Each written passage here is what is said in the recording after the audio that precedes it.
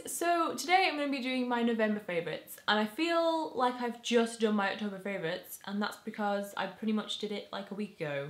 Well, it feels like it. It might be 2 weeks ago actually. But I do have a good few things that I want to talk about in this video, so I'm going to start with all of my beauty things. I say all, I've only got 3 things. First thing is a sort of travel size, sample size of the Prada Candy perfume, which I got...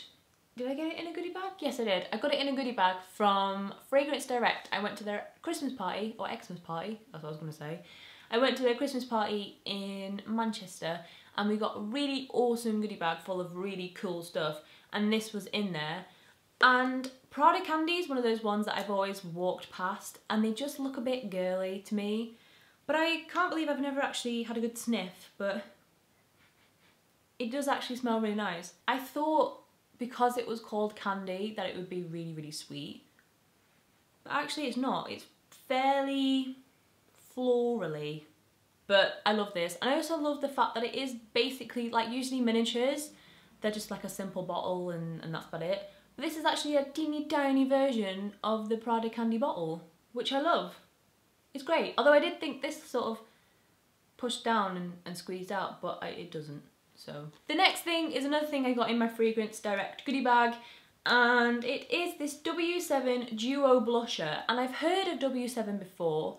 I've seen them, actually, where have I seen them? I have seen these previously in like shops, and I can't think of which shops I've seen them in now. W7. I can't remember, but I've heard of them, and they're one of those brands that I sort of always overlook, that I never really try out.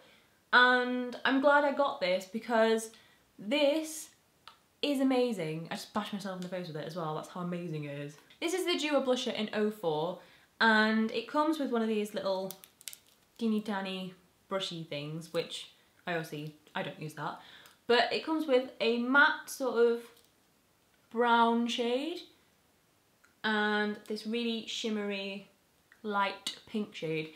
This actually reminds me a lot of a Rimmel blush that I've seen before, but they're super, super pigmented, really pigmented. And this colour scared me a bit, because I kind of gathered it was like a contour and blush kind of thing. And when I saw this colour, I was like, that's not going to be great for very pale skin. But actually, it's really nice, and it actually blends really well with my skin. And I have used it a few times for contouring, and it's not too muddy, it's not too orangey, and it just goes really well. And the blush is really pigmented as well. So I use teeny tiny bits of both of these, and it's great. And I absolutely love it. And I'm surprised that I've never tried W7 before. My coccyx hurts. Let's shuffle back a bit. Ooh. And the final beauty thing I have is a little sample mascara, which I've had for a fairly long time now, and I should probably throw it away.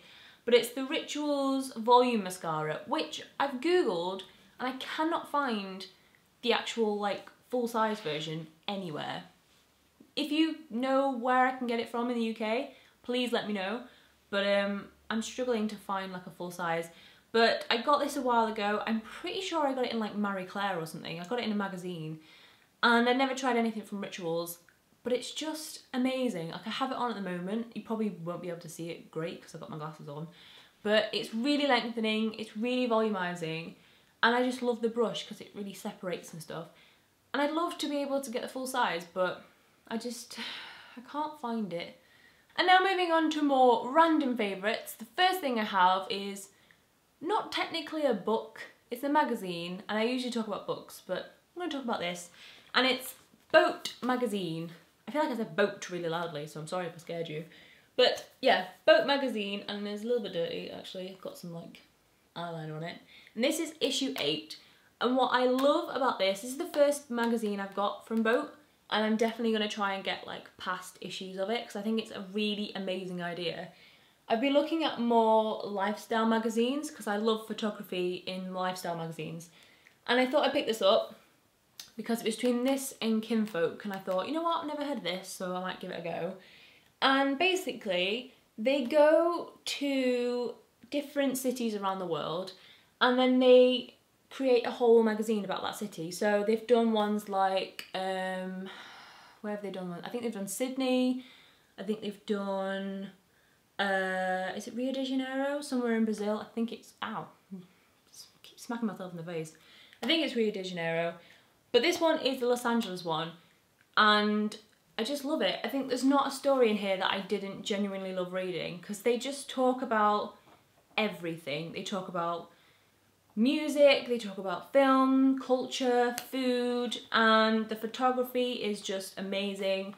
This one actually, this story in here I found really interesting, especially if you're like me, and I always dream of travelling, but I'm terrified of flying.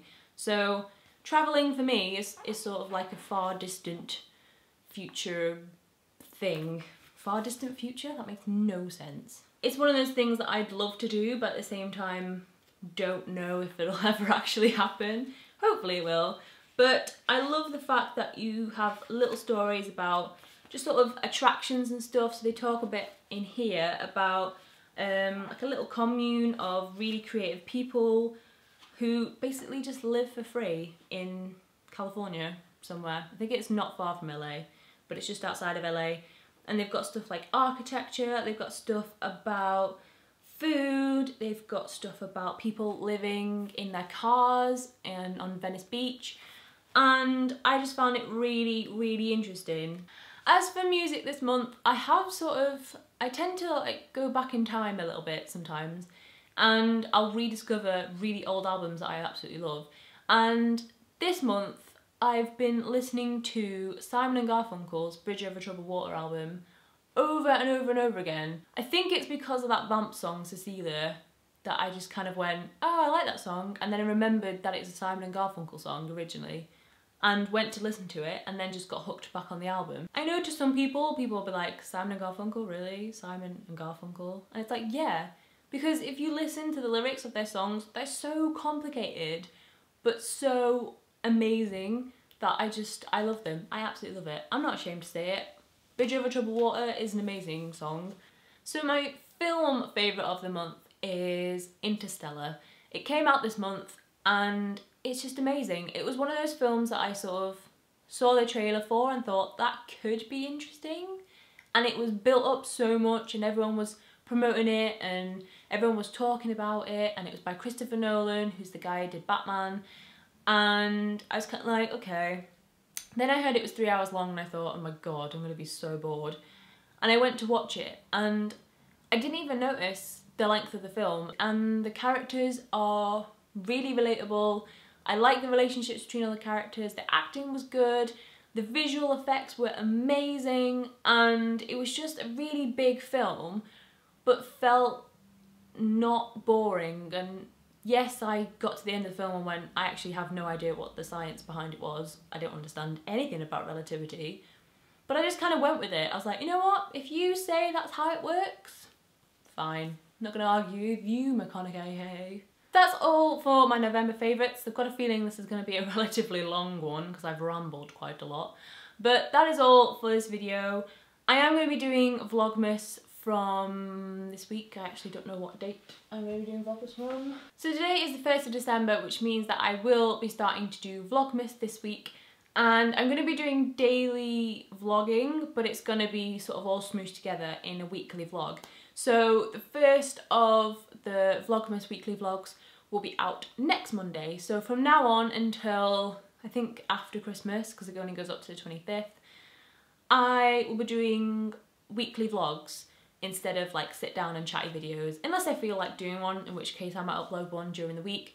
But for the whole of December, it's going to be mostly vlogging, so hopefully you guys will enjoy that. And it'll also give me a bit of a break because I'm going to be really busy, and it'll be a lot easier just to carry my camera around and film stuff that I think you guys will be interested in, rather than trying to set up and get a video done. But yeah, that's going to be my December, if you want to join me on my Christmassy journey. So I'll see you in next week's vlog.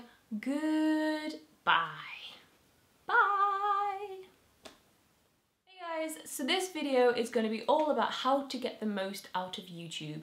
So it's not going to be about how to get millions of subscribers or how to be really, really famous on YouTube. It's about how to take the platform that is YouTube and make content for it that you enjoy doing and that you just genuinely love and care about. So YouTube was always meant